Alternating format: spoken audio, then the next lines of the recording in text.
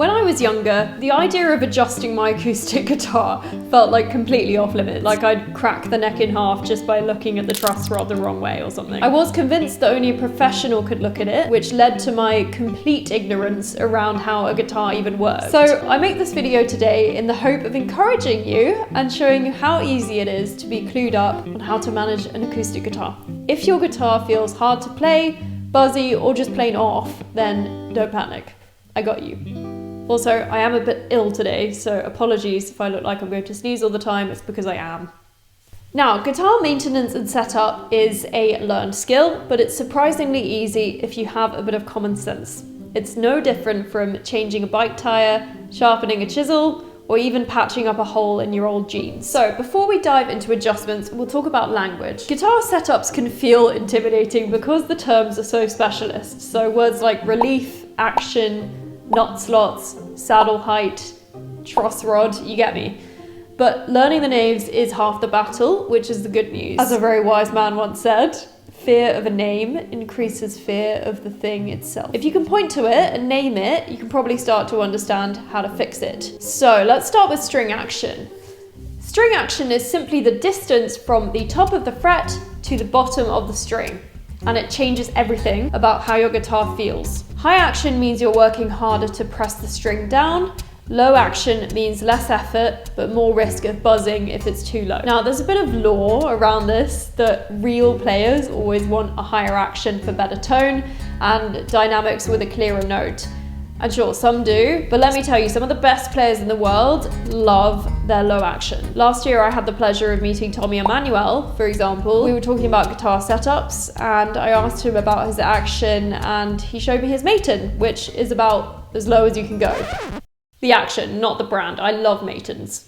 In fact, this is a Maton. If you watch the channel a lot, you'll know about Plain Rob, and he dropped his Maton Tommy Emmanuel signature model around today for me to do a little setup for him before he starts recording an album. So we are in good company here.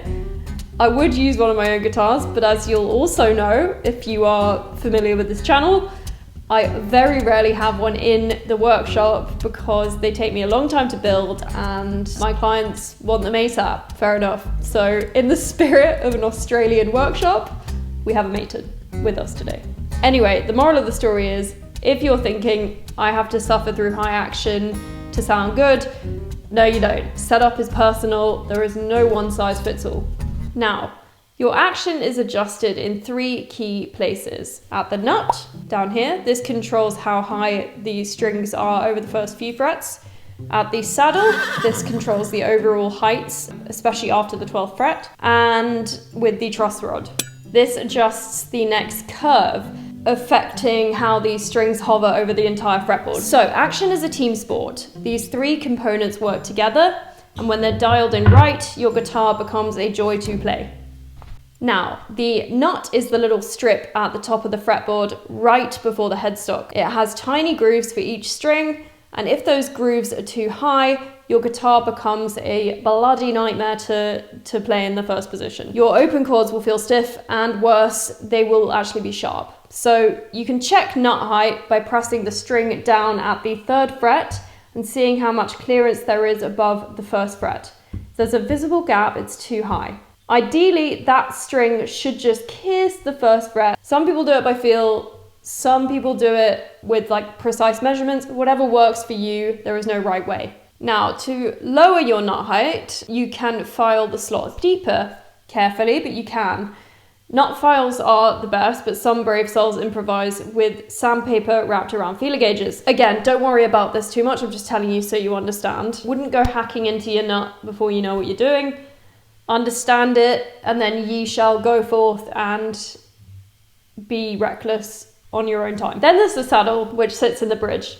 As I said, this controls the overall string height past the 12th fret. So to adjust it, you can actually take it out and you can sand it down from the bottom if you want it lower, or something I learned from one of my roadie mates is to take a piece of paper, a cigarette paper if you like, and scalpel it, shove it under there, under the saddle to create a shim. Why cigarette paper, you ask?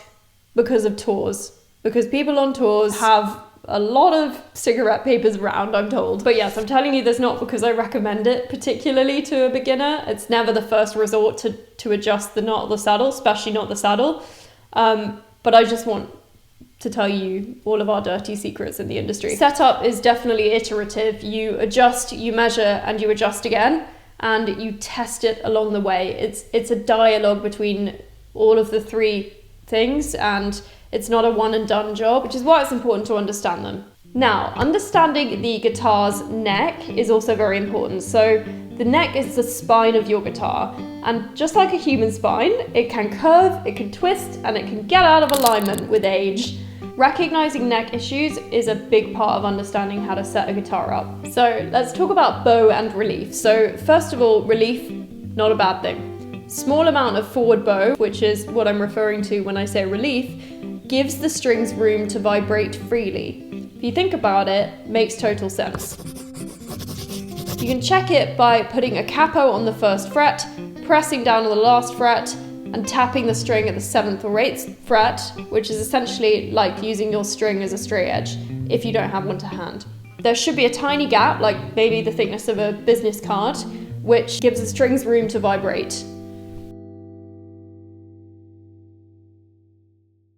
Right, let's talk about truss rods again, because they're really important. So what the hell is a truss rod? Truss rod is a metal rod embedded inside the neck of a guitar.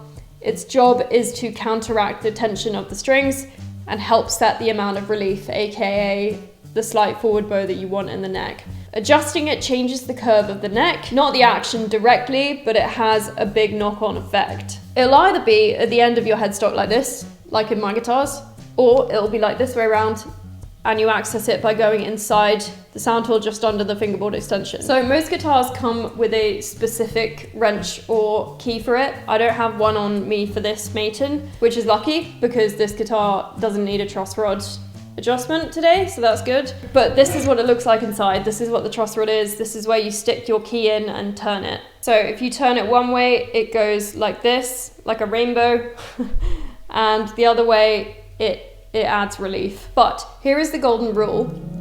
Only make small adjustments, maximum quarter turns at a time. What you can do is put a bit of Sharpie where you start, so you don't forget how far you've gone, and then you can reset it back to where it was if disaster strikes. It's a tool, essentially. Don't be scared of it. Obviously don't do anything mental, but yeah, if you keep a bit of Sharpie on there so you see where you've been, it's not going to do anything, it's okay. This one rod really can transform the way your guitar feels to play, so respect it, learn about it. Now, before you run off and start filling things and filing things, quick reality check.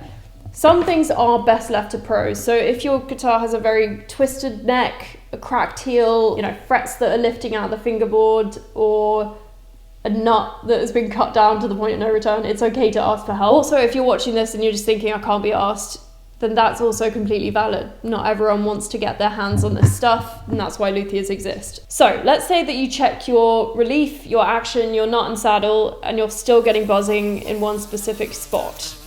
You've probably got a high fret. A high fret is thankfully just literally what it sounds like. It's just a high fret. It's sitting slightly proud of the others, and that tiny difference is definitely enough to ruin your day. You can check for a high fret by using a fret rocker, which is a straight edge tool which spans 3 frets at a time. If it rocks like a seesaw, you've got a high fret in the middle, so it's really good for identifying which one it is.